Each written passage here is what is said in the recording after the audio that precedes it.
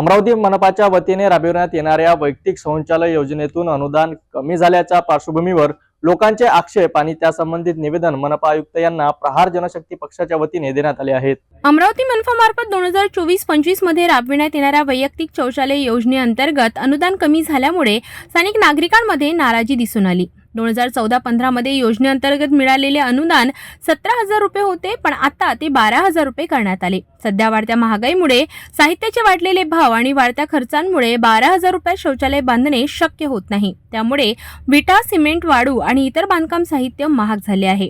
सामान्य नागरिकांसाठी या योजनेचा लाभ घेणे आता कठीण होत आहे। काही नागरिकांनी या परिस्थितीवर नाराजी व्यक्त केली असून या अनुदानात वाढ केली जावी किंवा मनपाने शौचालय बांधकामाची जबाबदारी उचलावी अशी मागणी केली जात आहे। 12,000 होऊ शकत नाही मॅडम ते। आम्हाला स्थगिती द्यायचे अधिकार आम्हाला तुम्हाला नाही अधिकार, तुम्ही शासनाला प्रस्ताव 12,000 जे आलेलं आहे त्याच्यातून बांधकाम हे करावं लागणार आहे। असं कसं मॅडम, मला सांगा मॅडम, ते फायबरचे जे संडास बांधले मॅडम शौचालय हे रोड शहरातले 36 लाखाचे घेतले आणि मॅडम एक घरगुती शौचालय 12,000 मध्ये आणि 10,000 त्यांनी जर स्वतःचे टाकले तरी ते तयार होऊ शकत नाही, तरी तर तयार होऊ शकत नाही ना मॅडम। एक तर तुम्ही ते स्थगिती द्या किंवा मग ते वाढवून द्या 30,000 अनुदान। तुम्ही त्याच्यात तरतूद करा ना, महानगरपालिकेच्या काहीतरी तरतूद करायला लागेल ना त्याच्यात। मोठा विषय आहे तरतुदीचा, तो आम्ही अंदाजपत्रकामध्ये सादर करू, मंजूर होईल किंवा नाही तो नंतरचा विषय आहे।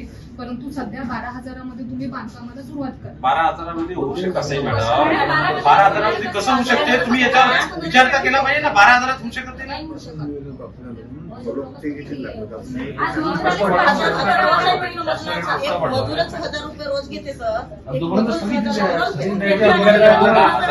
योजना आहे त्याच्यात त्यांना काही मंजूर नाव आले, 12,000चं अनुदान सांगितलं त्यांनी की 12,000 अनुदान मिळणार आहे।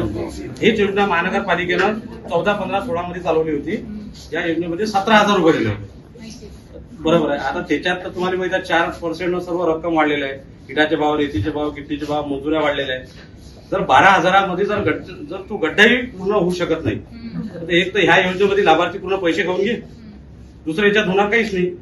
त्यापेक्षा एक तर ह्या योजनेमध्ये तुम्ही सर्वात पहिले ते ठेकेदार नेमून त्याच्याच हाताने बांधून द्यायला पाहिजे।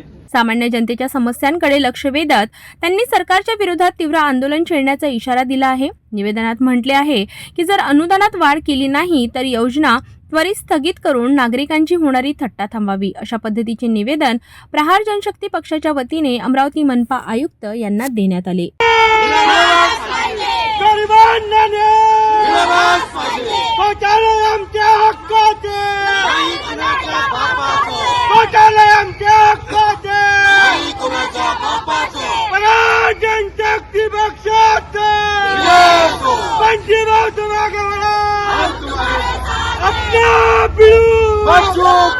अमरावती महानगरपालिकेचा भ्रष्टाचार आणि भोंगळ कारभार हा पूर्ण जनतेलाच माहित आहे।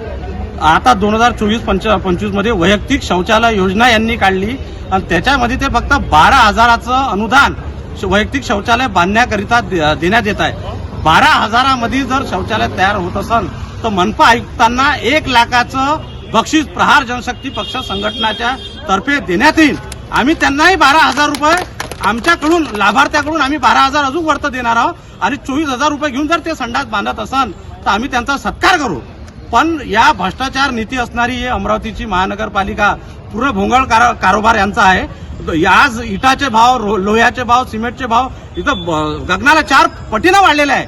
2014-15च्या वेळेस 17,000 दिले, आता 12,000 देता आमची मागणी आहे की या योजनेचे 40,000 पर्यंत अनुदान या योजनेचा लाभ देण्याकरिता 40 ते 50,000तच हा वैयक्तिक शौचालय तयार होऊ शकतो।